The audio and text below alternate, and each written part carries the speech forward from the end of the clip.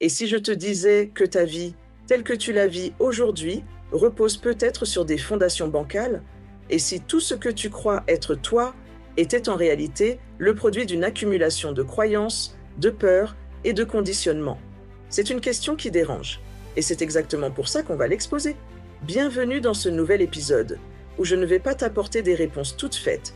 Non, aujourd'hui, je t'invite à faire ce que peu osent faire, te poser des questions inconfortables, mais essentielles. Pas pour te torturer l'esprit, mais pour libérer ton âme. La vérité ne craint pas la question. Seul le mensonge s'en méfie.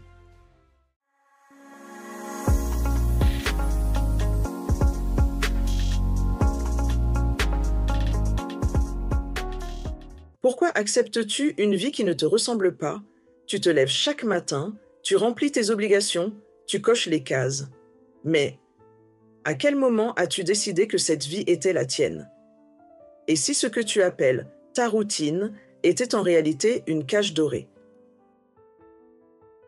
Beaucoup d'entre nous vivent dans un scénario écrit par d'autres. Famille, société, école, religion, chacun a posé une brique sur l'édifice de ton identité. Mais toi, quelle brique as-tu réellement choisie?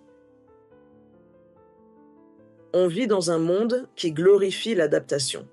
Sois sage, sois comme il faut, rentre dans les cases. Mais l'adaptation constante, c'est une lente disparition de soi. Si tu devais tout recommencer à zéro, sans la peur du regard des autres, que choisirais-tu vraiment? À qui appartiennent tes pensées? Tu crois penser librement, mais d'où viennent réellement tes pensées? Regarde de plus près. Elles ressemblent étrangement à celles de ton entourage, de ta culture, de ta télé, de ton algorithme. Ton esprit est un jardin, mais qui a semé les graines? Il y a une guerre silencieuse qui se joue chaque jour, la bataille de ton attention. Et à force d'être bombardé de contenu, de notifications, d'opinions, on oublie d'écouter notre propre voix. Carl Jung disait « Tant que tu n'auras pas rendu l'inconscient conscient, il dirigera ta vie et tu l'appelleras destin. » Et si 90% de ce que tu crois être toi ne venait pas vraiment de toi? Qui serais-tu sans ton histoire? Tu t'es peut-être déjà dit « Je suis comme ça à cause de mon passé ». Mais si ton passé n'était qu'une interprétation, une narration que tu répètes sans fin. La vérité, c'est que ton histoire personnelle n'est qu'une version parmi d'autres, et que tu peux en changer la lecture. Tu n'es pas prisonnier du récit, tu es le narrateur. Imagine un livre. Ton passé, c'est l'encre, mais tu peux décider de surligner d'autres phrases, de tourner la page, d'écrire la suite autrement. Qui serais-tu si tu décidais aujourd'hui de ne plus te définir par ce que tu as vécu? Pourquoi as-tu besoin de tout comprendre? L'être humain est obsédé par le sens. Dès qu'un événement survient, on cherche à l'expliquer, à le comprendre, à le contrôler. Mais parfois, à force de chercher à comprendre, on oublie de vivre. Et si accepter le mystère était une forme d'intelligence plus grande que l'analyse? Les philosophies orientales nous l'apprennent depuis des millénaires. Le mental n'est qu'un outil, ce n'est pas un maître. Ce que tu ne comprends pas avec la tête, tu peux l'accueillir avec le cœur. Qu'est-ce qui changerait dans ta vie si tu cessais de vouloir tout expliquer? De quoi as-tu vraiment peur? Tu dis que tu veux changer, évoluer, t'éveiller, mais qu'est-ce qui te retient encore? Souvent, ce n'est pas le monde extérieur qui nous enferme, c'est notre peur du vide intérieur. Peur d'échouer, peur de décevoir. Mais parfois, ce qui nous paralyse, c'est la peur d'être libre. Parce que la liberté implique la responsabilité. Et la responsabilité, c'est plus effrayant que l'obéissance. Es-tu vraiment prêt à sortir de ta cage ou préfères-tu rester libre en rêve seulement? Ton ego, protecteur ou saboteur. Ton ego te chuchote, tu es spécial, tu as raison, tu dois avoir le contrôle. Mais il oublie de te dire qu'il agit par peur d'être vulnérable, peur de disparaître.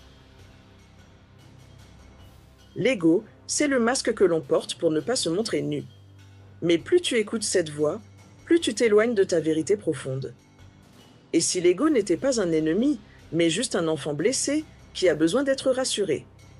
Et si, en essayant de te protéger, ton ego t'empêchait de vivre pleinement? La société est-elle folle? Ou est-ce toi qui es sain? Tu te sens parfois en décalage, comme si tu ne rentrais pas dans le moule.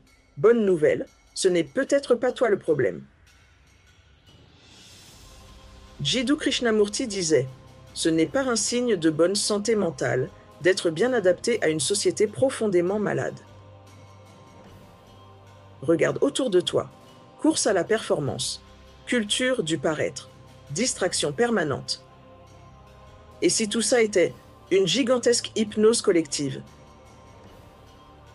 Et si ta sensibilité, ton mal-être, ton besoin de sens étaient les signes que tu es en train de te réveiller?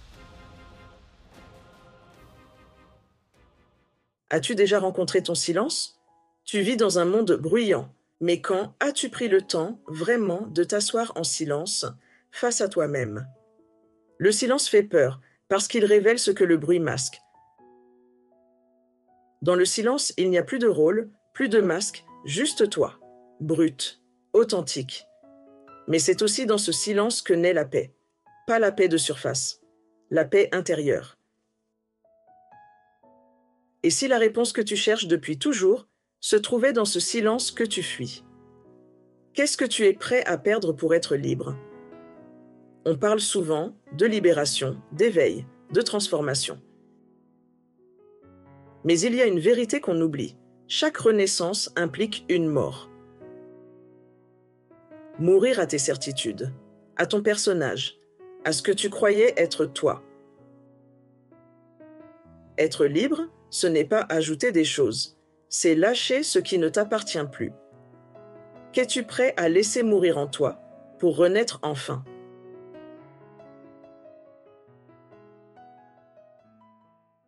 Le début de la vraie révolution.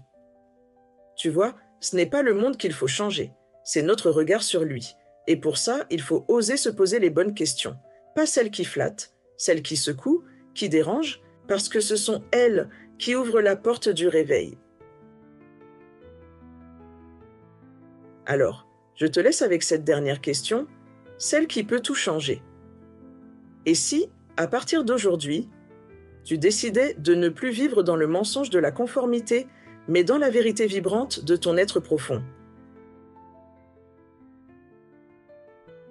Si cet épisode t'a bousculé, ému, fait réfléchir, partage-le. C'est ensemble, en allumant une étincelle dans chaque cœur, qu'on éclaire le monde. Tu n'es pas seul. Tu es en train de te souvenir de qui tu es. Je te remercie pour ton écoute et espère que cet épisode t'a aidé à prendre conscience de tes forces et de ce qu'il te faut améliorer. Pour continuer sur cette belle lancée, je t'invite à écouter la vidéo suivante. À très vite. Pour finir, je sais que je ne sais rien, cherchons ensemble pour en savoir plus.